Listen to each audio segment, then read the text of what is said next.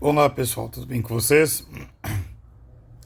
Então, como prometido, eu vou gravar para vocês aqui o vídeo sobre Revolução Norte-Americana, certo?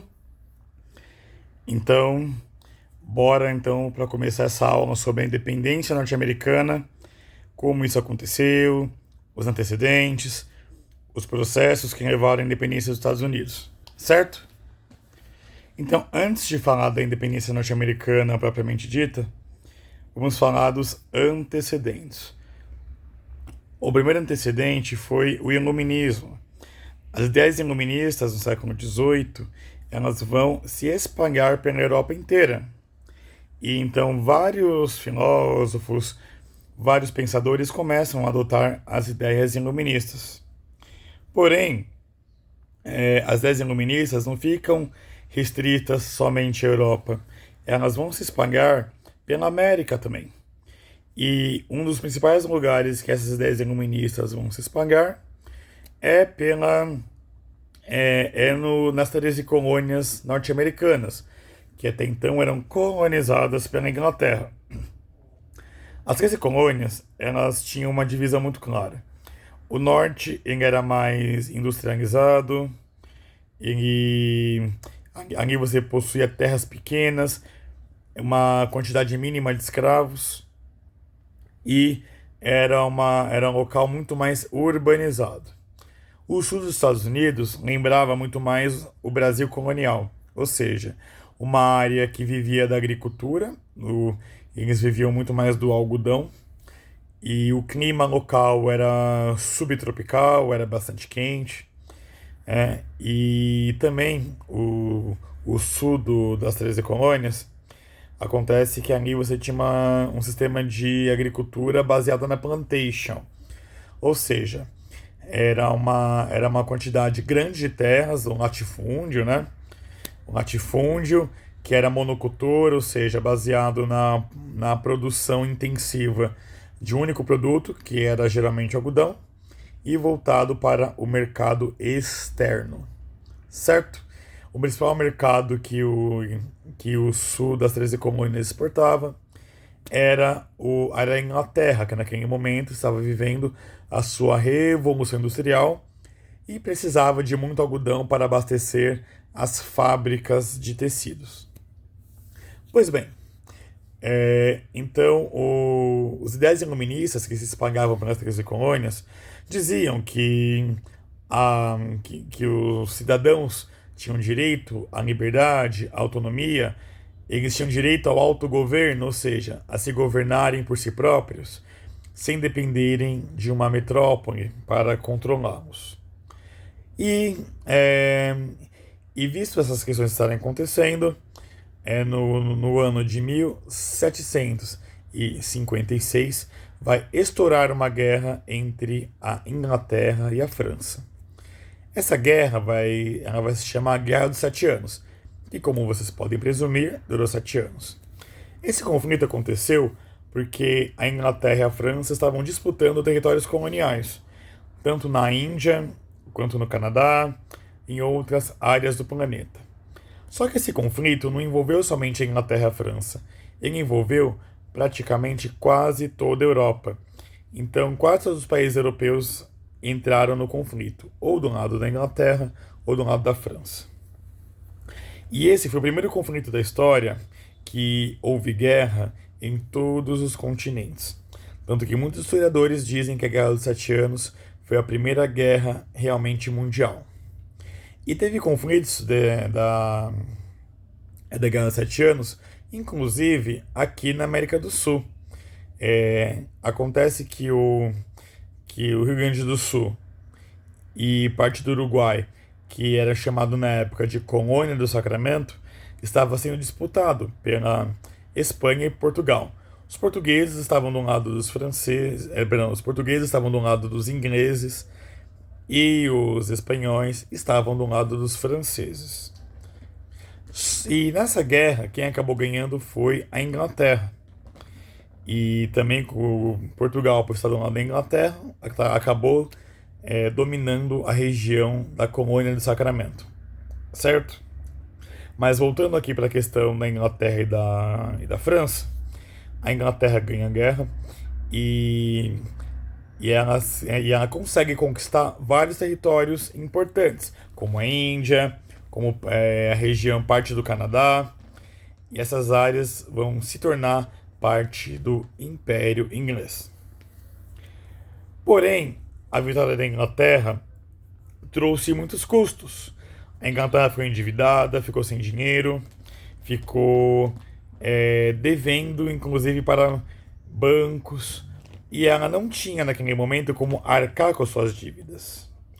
Então, a Inglaterra ela vai se ver obrigada a buscar recursos em outros lugares. E aí eles vão olhar para as 13 colônias da América do Norte e vão ver ali uma possível fonte de renda.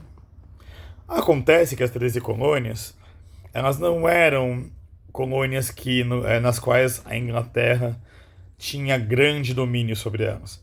A Inglaterra as deixava bastante livres. Só que, por causa da dívida que a Inglaterra começa a ter por causa da guerra, eles vão começar a apertar mais a sua dominação nessa área. Então a dominação, né, aqui nas 13 colônias se torna cada vez mais intensiva. E a Inglaterra começa a cobrar mais impostos. E o primeiro desses impostos é o Sugar Act, ou seja, a Lei do Açúcar, no qual a Inglaterra passa a cobrar impostos sobre a exportação do açúcar que era produzido nas 13 colônias. Outro imposto importante é o Seal Act, a lei do selo. Acontece que a partir daquele momento, toda e qualquer obra que fosse impressa nas 13 colônias deveria conter o selo da Inglaterra, um carimbo, no caso, esse selo, né?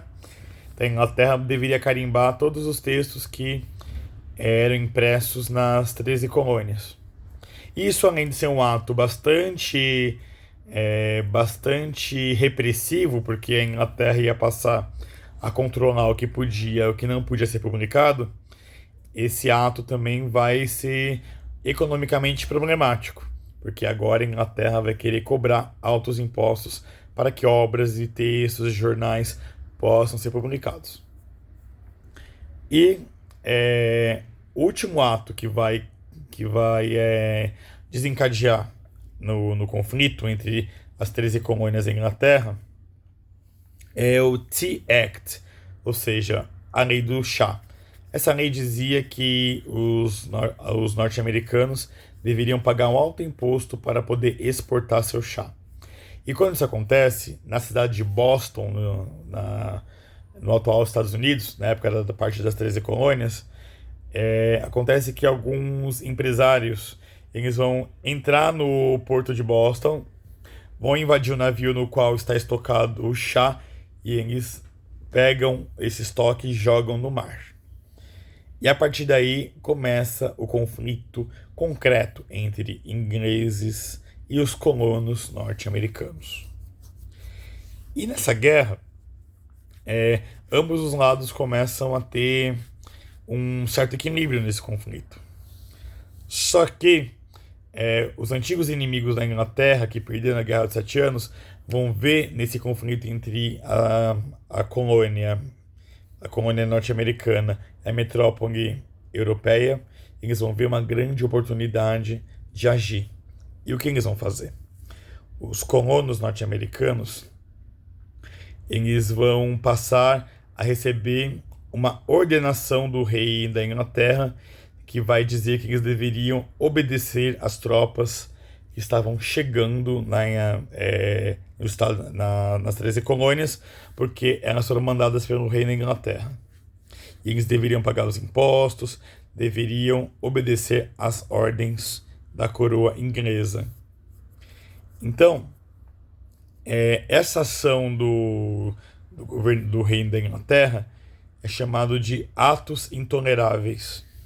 E a partir daí, a partir desse momento que esses atos intoleráveis acontecem, os inimigos da Inglaterra eles vão ver uma grande oportunidade de se vingar da derrota militar que sofreram na Guerra dos Sete Anos. Então, a França e a Espanha vão auxiliar a rebelião dos colonos norte-americanos. Eles vão colaborar com tropas, vão colaborar com recursos e com outras coisas. Então, nessa guerra, os colonos norte-americanos vão contar com o auxílio militar da Espanha e principalmente da França. E nesses conflitos, a Inglaterra começa a perder e os colonos norte-americanos, com o apoio francês e espanhol, começam a obter grande vantagem. E no dia 4 de julho de 1776 é assinada uma declaração que valida a independência dos Estados Unidos, da América. Só que o conflito não parou com essa assinatura. O conflito entre ingleses de um lado e norte-americanos do outro vai se estender até o ano de 1883. Quando essa guerra termina, os ingleses são obrigados a aceitar que os norte-americanos têm direito à independência, e assim é feito. A partir desse momento foi criado os Estados Unidos. E os Estados Unidos, eles vão ser um país interessante nesse momento, por quê? Porque eles vão contrariar toda a norma política que existia na Europa. A maior parte da Europa era composta de monarquias. E os Estados Unidos, eles não vão ser uma monarquia, eles vão ser uma república. Os Estados Unidos foi o primeiro país a implementar os ideais do iluminismo na prática em seus territórios. Então, a partir daquele momento, o governo ele era dividido em 3 partes: executivo, legislativo e judiciário, e cada um dos 3 poderes tinha uma força equivalente. Certo? Então, espero que vocês tenham entendido esse contexto histórico e que vocês consigam bem na prova de amanhã. Muito obrigado.